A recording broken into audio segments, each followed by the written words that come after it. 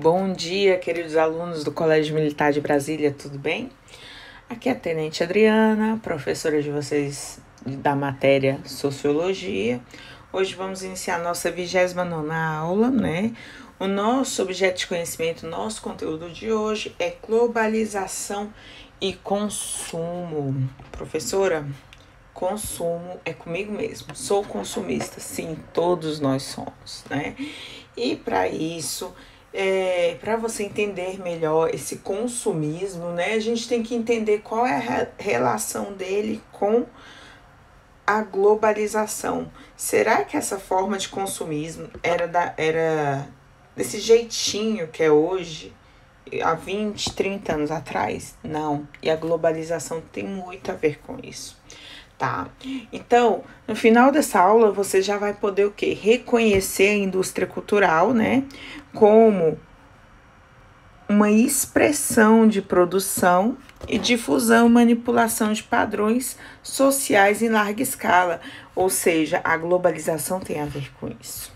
Já compreender a relação entre globalização e criação de estilo de vida e padrões de consumo também, porque a cada época, a cada década, a cada ano, vivemos um padrão de consumismo que é incentivado pela globalização, pelos meios de comunicação de massa, certo? E a cultura, ela não é estática, né? Ela é móvel. E a partir da globalização, isso vai mudando cada vez mais rápido.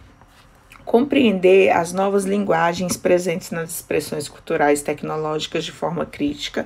Isso a antropologia, o estudo da antropologia em relação à cultura e à globalização ajuda a gente a pensar dessa maneira. Perceber os efeitos das mídias sociais e das novas tecnologias da informação no processo de formação do indivíduo. As mídias sociais, há 20 anos atrás, não existia WhatsApp, Instagram, Facebook, né? Como era a comunicação das pessoas? Era pelo celular, pelo telefone fixo, móvel? A globalização ajudou nisso?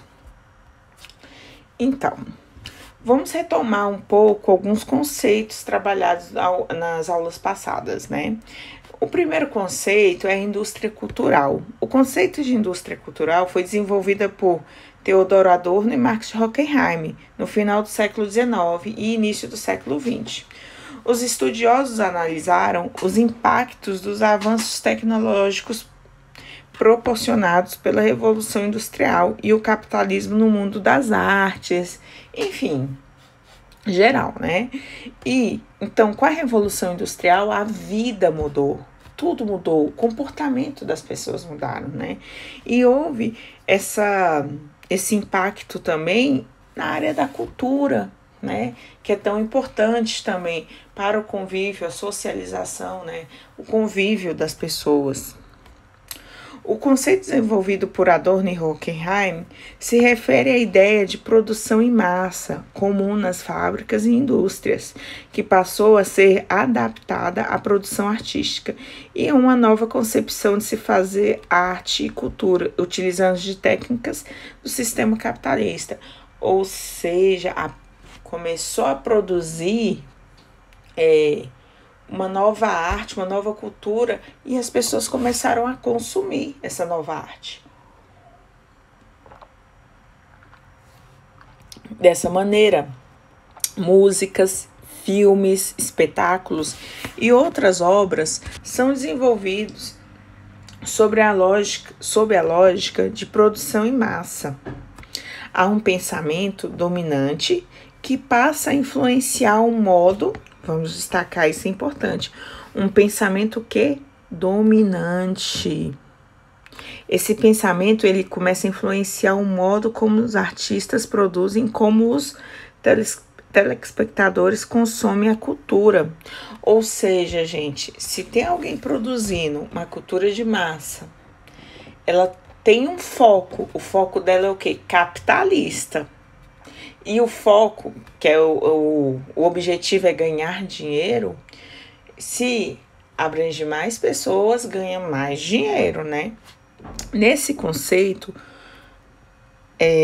um quadro ou uma música são reproduzidos de forma padronizada, mesmo que possuam cores e estilos diferentes. Segundo os autores, o objetivo da indústria cultural é o quê? O lucro. Aqui, ó, essa palavrinha. E a manutenção do pensamento dominante.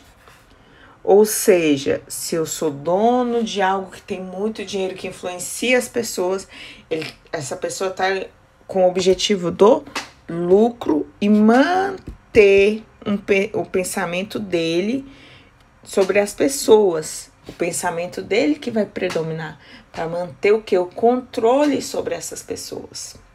Assim, a cultura passa a ser uma massa de manobra da população que precisa ser mantida presa na ideologia dominante. Se eu mando, se eu tenho meu pensamento, eu quero que as pessoas pensem iguais. Isso é uma cultura de massa, né? Agora, dentro desse contexto, para vocês entenderem melhor, a gente precisa entender um pouco um fato importante dentro da antropologia.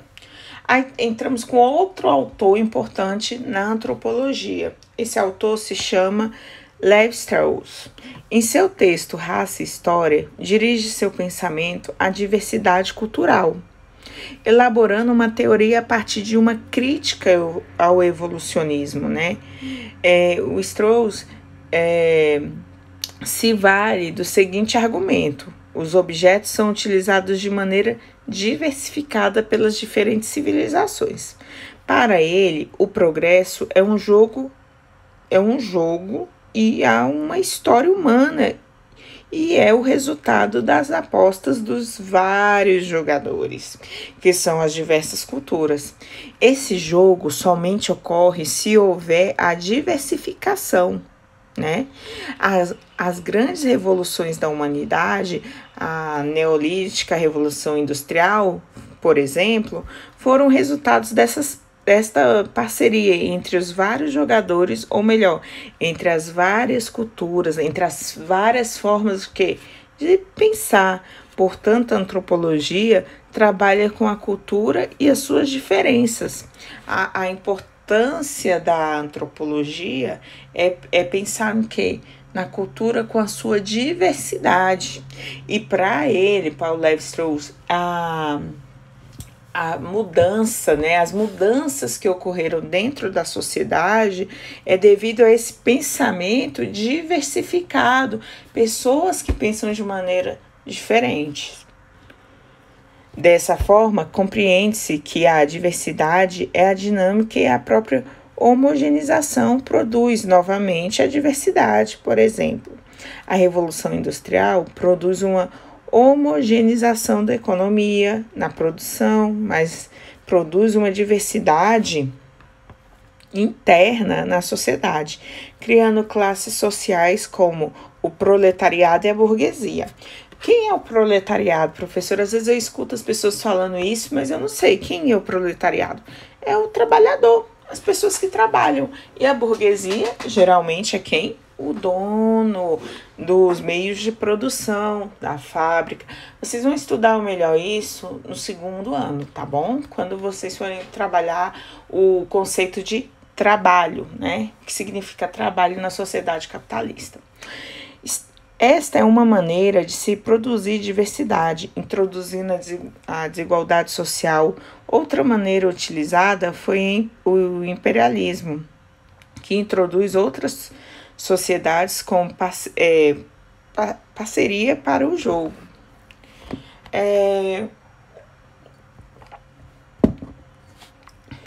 Professora, exemplos de globalização e consumismo. Pessoal, prestem atenção. O consumismo, ele está muito ligado à globalização. Então, assim, se você parar para pensar agora, com certeza, na sua vida, ou assistindo a TV, mexendo no celular, no computador, com certeza você vai pensar em alguma coisa voltada para o consumismo e a globalização, e que a globalização facilitou dentro desse processo. Quando se fala em globalização, um dos principais exemplos que podem ser dados é o do fast food e empresas como o McDonald's. São usados como exemplo de empresas de produtos globalizados, isto é, que derrubaram as fronteiras culturais e de mercado. Gente, eu ia até colocar o símbolo do McDonald's aqui, mas não é correto, né? Então, assim, por conta que tem uma marca registrada, então não coloquei. Mas eu acredito que todo mundo aqui sabe o que é o McDonald's, né? É uma rede grande, uma multinacional de fast food, comida. E o McDonald's, ele ultrapassou fronteiras, né?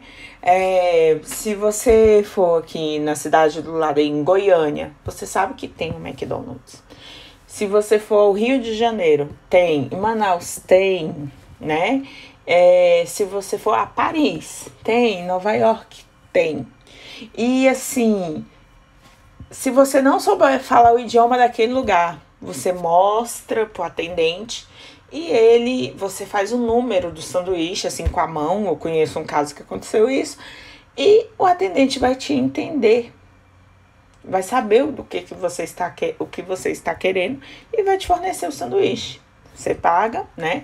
Esse processo do capitalismo.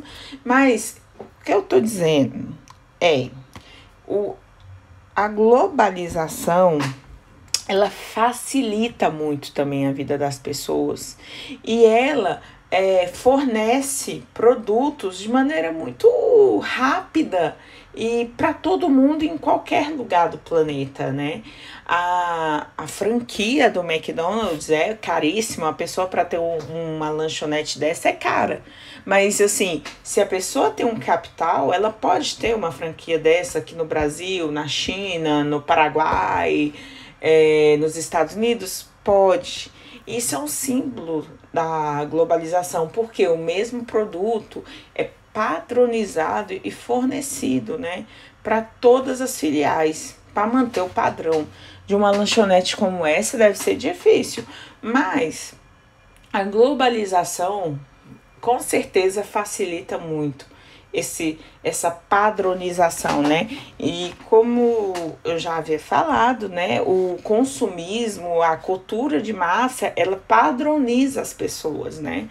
O gosto pela alimentação, pela cultura, o que eu vi, ou seja, a globalização nesse sentido de falar, existe um McDonald's em quase todas as cidades, ela está relacionada também àquela parte que eu falei da cultura de massa, que tem alguém que domina e quer que o seu pensamento seja reproduzido na cabeça de outras pessoas, né?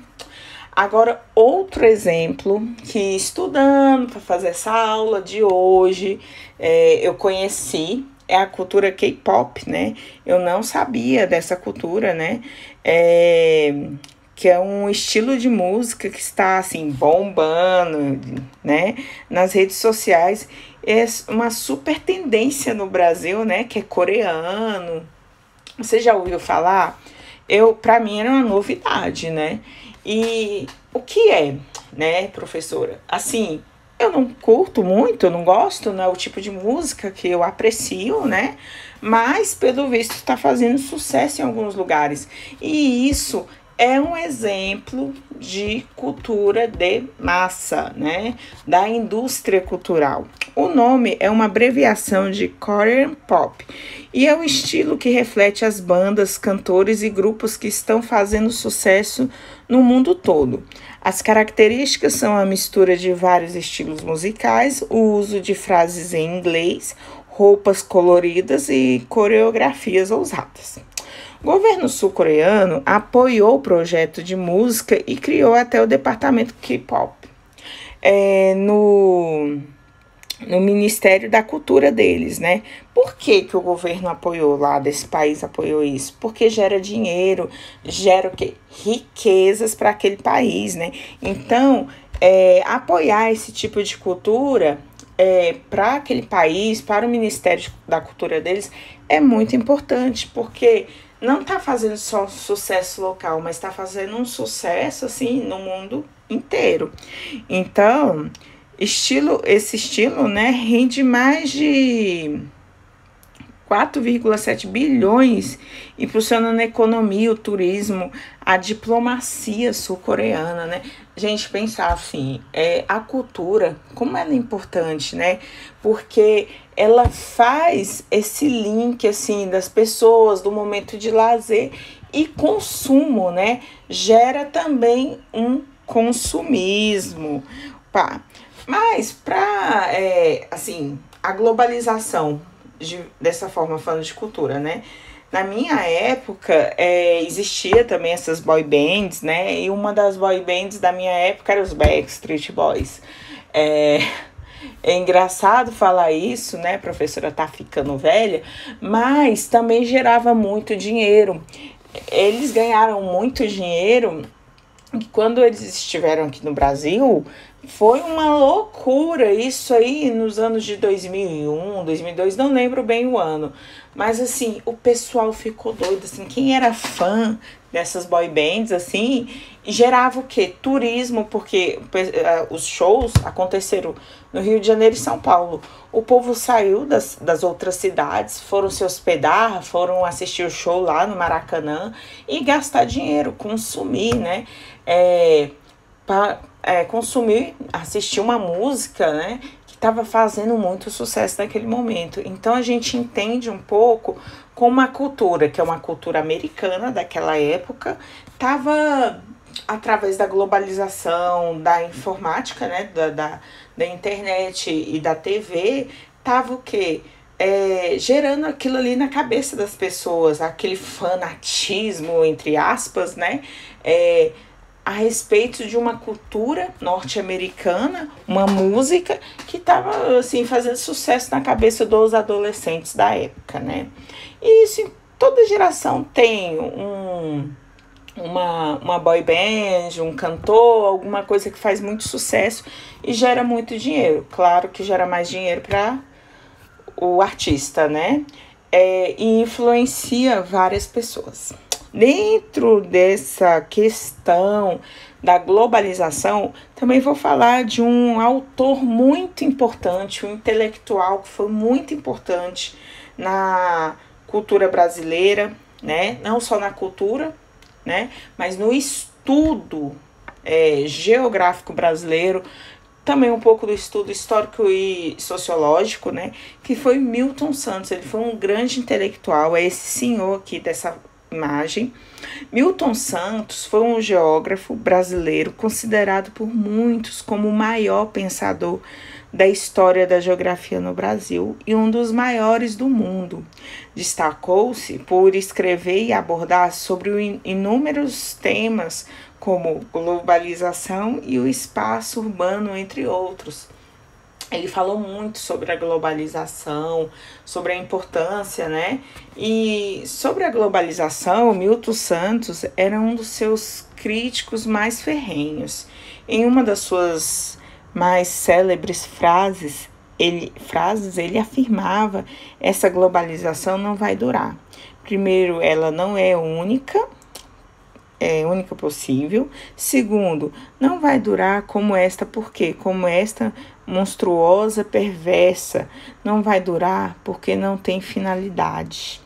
Em uma das suas obras mais difundidas pelo mundo por uma outra globalização, de Milton Santos, dividiu o mundo em globalização como fábula, como ela nos é contada, né, daquela forma romântica, né, que a globalização é legal, é muito boa para todo mundo, né? A globalização como perversidade, como ela realmente acontece, porque a partir do momento que existe o capitalismo, tem o quê? O pobre e o rico. Pode existir pobreza, pode existir desigualdade, e essa globalização, nessa perspectiva dele, não é contada pra gente, né? Como ela realmente acontece. E a globalização como possibilidade, né? A globalização como possibilidade, explorando a ideia de uma outra globalização, de uma globalização mais igual, de uma globalização mais justa, que todo mundo tem os mesmos direitos, que todo mundo tem acesso a tudo, né? Que é produzido. Essa globalização que seria a ideal, na visão de Milton Santos, tá bom? Então, são esses 3 tipos de globalização e, assim, é importante a gente saber disso, essa visão desse autor tão importante que o Brasil teve, tá bom? No mais, quero agradecer os alunos que participaram do ponto bônus, né, da atividade bônus, né, porque teve uma participação bacana, apesar das notas estarem ótimas em sociologia, eu estou muito orgulhosa de vocês, tá? Semana que vem provavelmente serão lançadas as notas de vocês, tá? Qualquer dúvida pode perguntar aqui no chat ou no fórum Tira Dúvidas, tá? No nosso AVA.